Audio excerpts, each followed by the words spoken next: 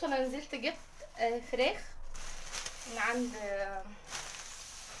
عند بتاع الفراخ وكده، فجبت حاجات حلوه، فقلت هوريكم يعني هشارك معاكم كده انا جبت ايه، وشويه افكار كده ممكن نطلع منها حاجات حلوه قوي، فاهمين؟ فتعالوا بقى نشوف جبت ايه وهطلع منه ايه. بس طبعا انتوا عارفين الفراخ والزفاره وكده، فانا جبت بحب المفارش دي، اصلا بجيبها يعني للاكل، وبحب افرشها كده على الرخامه لما اكون هصور، لما اكون هحط مثلا بنضف سمك، رنجه، حاطه فراخ، الكلام ده كله. تمام. طيب تعالوا نشوف انا جبت ايه. اسعار الفراخ النهارده يعني هي غليت شويه عن بعد العيد، عن قبل العيد، بس تعالوا نشوف احنا جبنا ايه. اول حاجه كده دي كبد وقوانص زي ما انتم شايفين اهو، الكيلو فيها كان ب80، فانا جبت كيلو ونص كبد وقوانص. انا هقول لكم انا جبت بكام وجبت ايه، والفراخ دي هتكفيني الشهر ازاي. تمام. جبت زي ما انتم شايفين كده كيلو ونص من الكبد والقوانص. جبت كمان ايه، جبت كيلو من البانيه، ادي نص، وادي النص التاني. كيلو البانيه كان ب165، هو كان قبل العيد ب155، غير 10 جنيه. وجبت كمان كيلو اهو من الاجنحه، اجنحه الفراخ اللي هي الصافي. قلت له انا عايزه كده اجنحه تكون بتاعت فراخ كبيره، الكيلو ب55 جنيه. هقول لكم برضو هنطلع منها اكله تحفه تحفه تحفه. تمام. ده كده اول شنطه. تاني بقى شنطه جبت ايه تاني، بصوا جبت بقى اوراق، دول 3 كيلو وربع من الاوراق، عاملين 260 جنيه. هو كان عامل كده، هو الوراق ب83، بس هو كان عامل عرض 3 كيلو ب240، فدول طلعوا 3 كيلو وربع، فعملوا 200 وكام و60 جنيه. طيب هو انت بالفراخ دي بس هتمشي الشهر؟ همشي بيها الشهر، جنب مثلا بتاع ده كيلو لحمه قطع، كيلو لحمه مفروم، برضو هنطلع منها افكار. بس تعالى خلينا في الفراخ ونشوف انا جبت ايه. انا الشهر ده مرضتش اجيب الفراخ كامله، مع اني كنت بطلع منها مثلا دبابيس اوراق الكلام ده، قلت لا، انا بحب انوع، كل شهر انوع. طيب جبت الشهر ده زي ما انا قلت لكم. طيب ال3 كيلو الكيلو ونص كبده ده، ثواني. طب رجعت لكم تاني، اللي قلنا الكيلو ونص من الكبد والقوانص دول هنطلع منهم 3 اكلات. هو النص، فالكبد والقوانص دي بقول لكم بقى جبنا اهو كيلو ونص، هطلع منه 3 اكلات. طب حد يجي يقول لي هو النص كيلو كبد والقوانص ده هيعمل اكله؟ هيعمل اكله، واكله حلوه جدا، يعني ال4 افراد وممكن كمان 5 افراد. يعني هقول لك على حاجه، دلوقتي احنا لو عايزين نعمل صينيه مكرونه بشاميل، شوفي مثلا اللحمه بقت بكام، الفراخ بقت بكام، لو عايزه تعمليها مثلا بالفراخ، لا انت نص كيلو من الكبد والقوانص ب40 جنيه هيعمل لك صينيه كبد، صينيه مكرونه بشاميل حلو جدا. تقدري تعملي بيه حواوشي برضو، ضعف كميته بالفلفل والبصل، حلو جدا جدا يا بنات. تقدري برضو تشوحيه كده بدبس الرمان وكزبره ناشفه كده، وتقطعي معاه كده بصلايه صغيره مع قرنين فلفل، وهتعملي طاسه كده من الكبد والقوانص مشوحه كده بدبس الرمان، فظيعه. فهيبقى معانا 3 اكلات بالاكله كده، واقفه علينا الطبق كده ب40 جنيه، يعني 40 جنيه يعتبر هتعملي اكله ليوم. تمام. فاحنا هنطلع من كيلو البانيه ده كذا اكله. ايه الاكله ايه، يعني ايه كذا اكله، ويعني ايه نص كيلو بانيه تعمليه منه؟ اول حاجه انا هاخد نص كيلو بانيه زي ما انتم شايفين كده، وهنعمل بيه وصفه حلوه جدا. هقول لكم افكار تطلعوها منه. ممكن تعملوا منه كفته فراخ، و تضاعفوا كميته ب البصل، وكمان قرنين كده فلفل، على قرن فلفل الوان اصفر، وده كله بقى في الكبه كده بيتضرب يا بنات، بيبقى حلو جدا. و يعني بتضاعفوا كميته بالبصل والفلفل. تقدري تعملي كفته، تقدري تعملي البانيه برجر الفراخ الفظيع. تسلقي بطاطايه كده كبيره او بطاطايتين وسط بقشرهم. انا هعمل معاكم الوصفات دي، بس انا بديكوا افكار.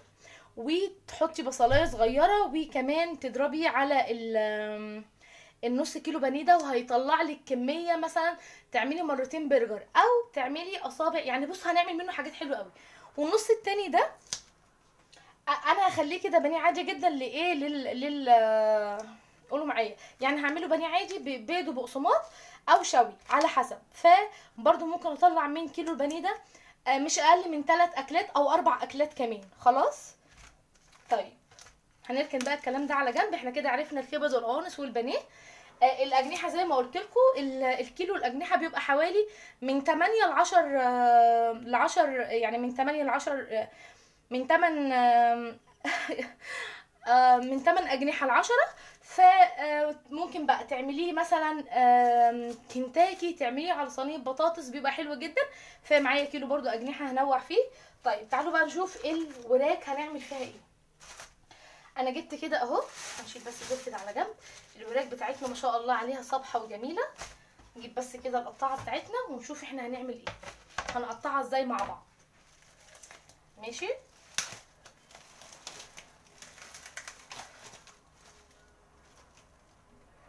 بصوا انا جايبه الاوراق كبيره علشان ايه بقى، علشان اطلع منها الدبوس والحته ديت، بحيث انها يبقى مش الورك اللي لحد واحد يعني. بصوا كده اهو بطلع منها كده زي ما انتم شايفين، بقسمها، بجيب الوراك كبيره عشان اعرف اطلع منها دبوس كويس، واطلع منها الفخده.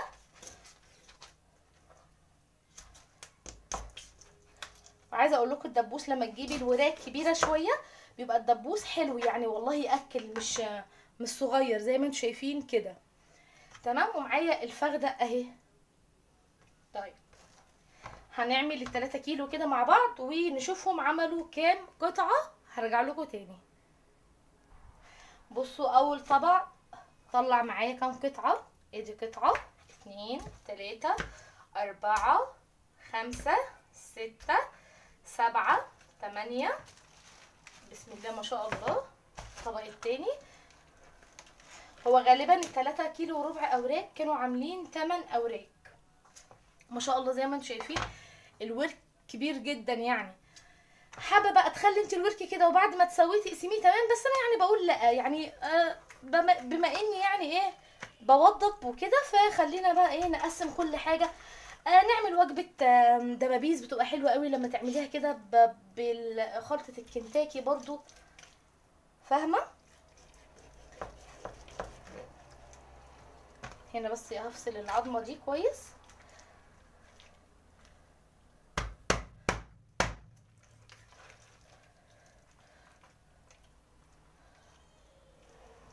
مش عارفه العظمه ليه مش راضيه تتفصل معايا كده.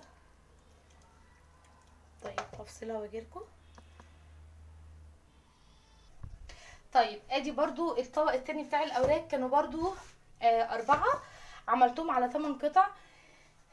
يعني ال3 كيلو وربع اوراق عملوا لي 16 قطعه، وحلوه تاكل حلو جدا كمان. طبعا احنا لسه هنغسلها وهننضفها والكلام ده كله مع بعض. بصوا ما شاء الله الدبوس لا حلو كده وساند نفسه يعني. طيب انا بقى هعمل الفراخ دي او الاوراق دي على 8 اكياس. ازاي يعني؟ يعني هحط في كل كيس 4 قطع، ولو بقى جالك ضيوف بقى انت حابه تزودي ممكن تطلعي كيس تاني.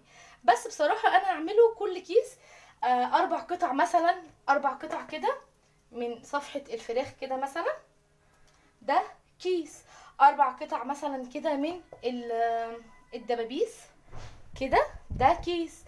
حابه بقى انا ازود فيما بعد او ادخل او اطلع كيس زياده او كده هيبقى معايا، لكن انا بصراحه عشان ابقى صريحه معاكم هعملها زي ما بقول لكم كده.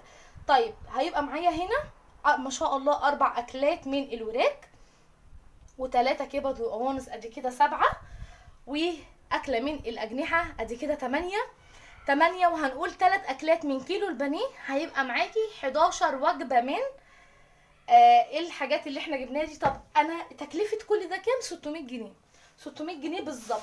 يعني زي ما بقول لكم كده 260 اوراق، 100 و 100 وكام بسم الله، 120 كبد، 165 بانيه، 55 اجنحه. تمام. تعالوا برضه اوريكم الاجنحه عامله ازاي، هي ان هي مش صغيره وحلوه ما شاء الله برضه. ف 11 اكله ب 600 جنيه. فانت كده يعني عملتي، بصوا ما شاء الله الجناح كبير ازاي. فانت كده عملتي يعني الصح مع نفسك. والتوفير عمره ما كان حرمان يا بنات. ان انت توفري ده مش حرمان خالص خالص خالص. ان انت توفري وتدبري وكده ده بتأجري عليه جدا جدا جدا يا بنات والله.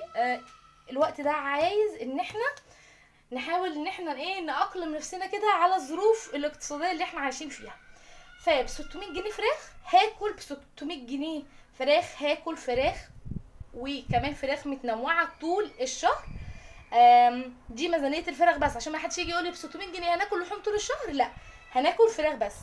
لما اجيب بقى اللحمه هقول لكم انا عملت ايه. تمام. هغسل بقى واوضب في الاخر هوريكم هكيسهم ازاي.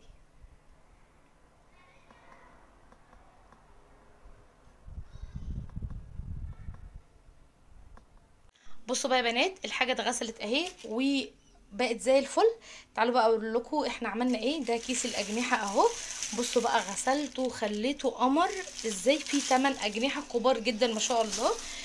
وادي معانا الدبابيس اهو، كيسين دبابيس وكيسين اللي هي الفخده بتاعه الفرخه ما شاء الله برضو الله اكبر كبيره وحلوه جدا.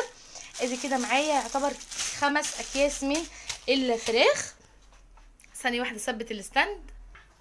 تمام كده 5 اكياس من الفراخ. ومعايا هنا ده طبق كبد وقوانص طلعته عشان ده هستخدمه النهارده خلاص. ادي ده انا هستخدمه النهارده هنخليه بقى على جنب.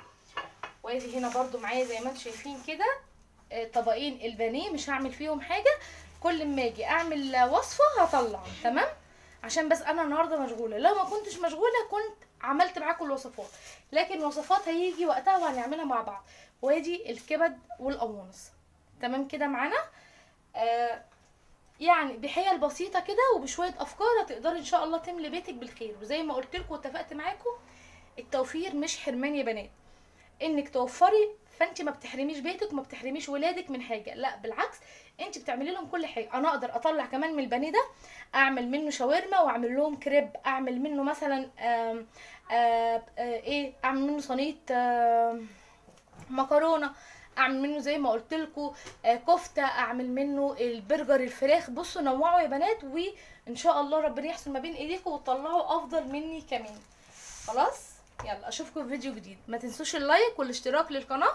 ولو الفيديوهات او نوعيه الفيديوهات دي عجبتكم يا ريت تقولوا لي في الكومنتات، وانا ان شاء الله عندي افكار حلوه قوي قوي قوي يعني ان شاء الله هفيدكم بيها. ودينا بنفيد وبنستفيد من بعض. انا بتشجع بيكم وانتوا كمان يعني ممكن تاخدي فكره او حاجه من عندي، من قناه مثلا علا، من قناه حد تاني، وتقدري ان شاء الله ان انت تظبطي ميزانيه بيتك. انا زي ما قلت لكم 600 جنيه اللهم بارك اللهم بارك، حوالي 11 اكله في الشهر بس فراخ.